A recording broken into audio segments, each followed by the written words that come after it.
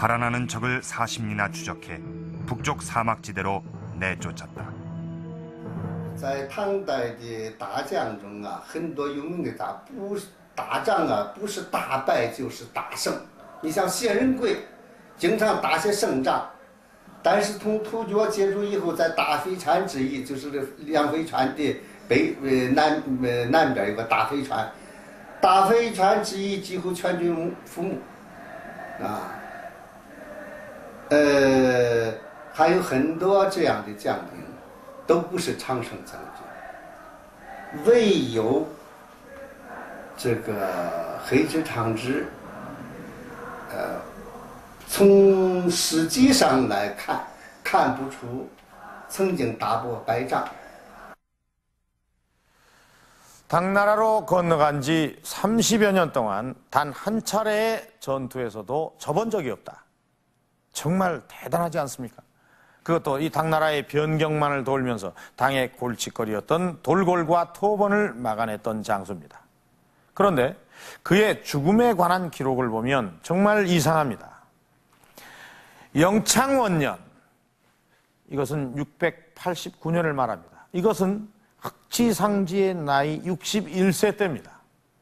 이때 우무위 위대장군이었던 흑치상지를 죽였다는 것입니다.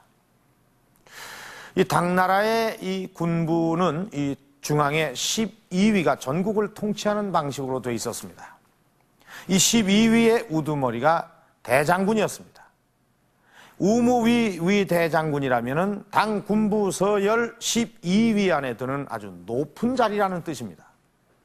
그런데 이런 자리에 있던 흑치상지가 죽임을 당했다는 것입니다.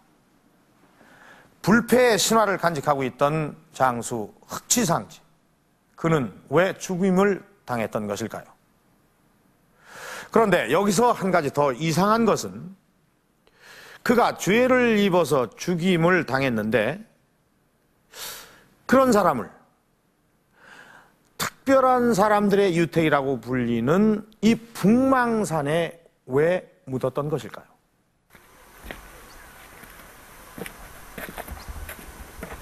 중국 산서성 태원시에서 남서쪽으로 40여 킬로미터 떨어진 곳에 자리한 철룡산. 해발 1500m의 이 산 주위엔 25개가량의 석굴에 200여 구의 불상들이 조성돼 있다. 이 불상들은 6세기경인 위진남북조 시대, 북제 때부터 시작해 당시대까지 몇백 년에 걸쳐 조성이 된 것이다. 그중 동쪽의 석굴들은 주로 초기의 것들이고 서쪽 봉우리의 것은 당나라 최전성기에 만들어진 것들이다. 그중 한 석굴이 흑치상제의 후손과 관련이 있는 것으로 알려져 있다.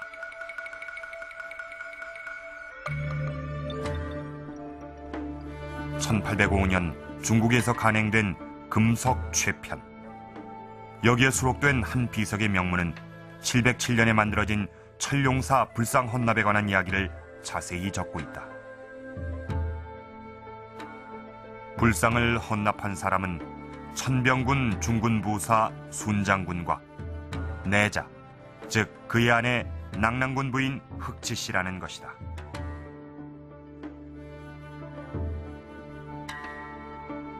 그리고 순장군과 낭랑군 부인의 출신에 대해 적고 있는데 순장군은 본디 동해 출신이며 부인은 대장군 연국공의 둘째 딸이라고 적고 있다.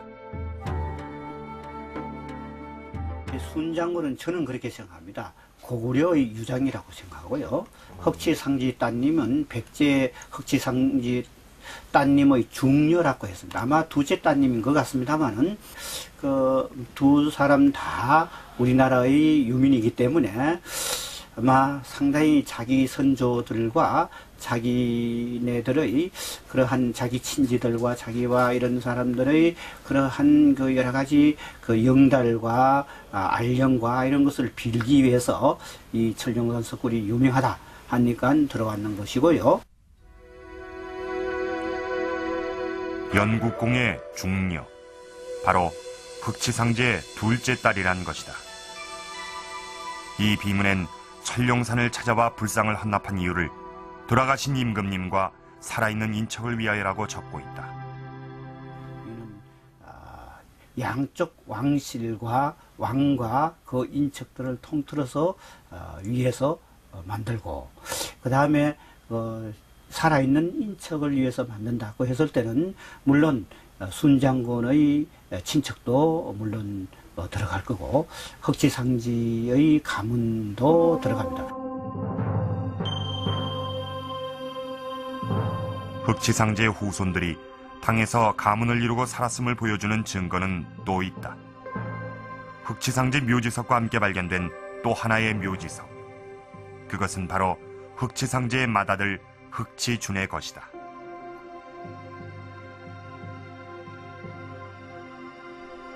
묘지석의 최초 소장자 이희필 씨가 적은 책을 보면 도굴 당시에 전해들은 이야기 중에 흥미로운 부분이 있다.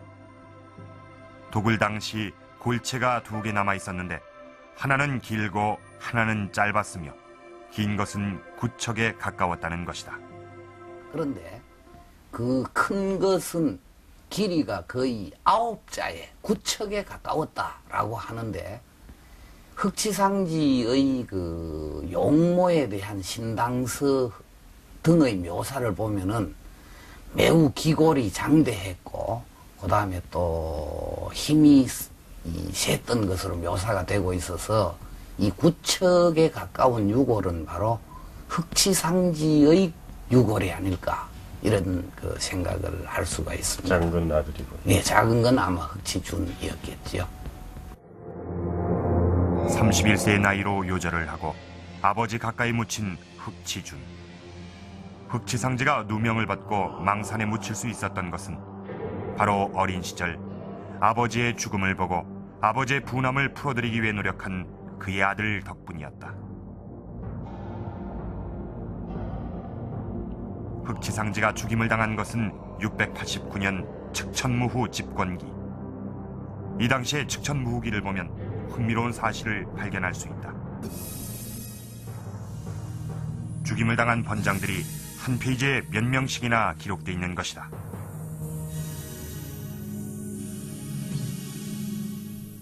그리고 689년 조회절의 반란 사건에 같이 연루됐다는 이유로 흑지상제를 죽였다고 기록하고 있다. 그러나 그것은 억울한 누명이었다.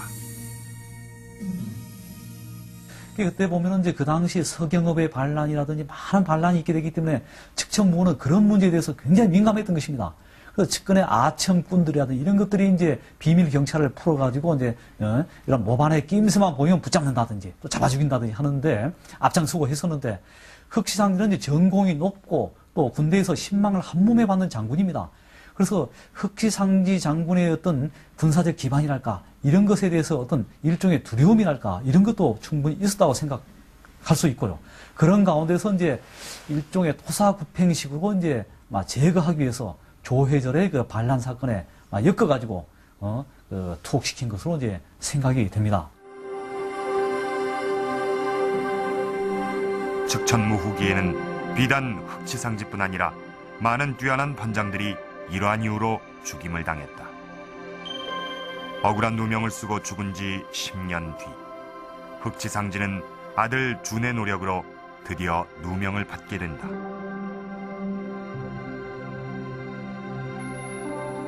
준은 아버지의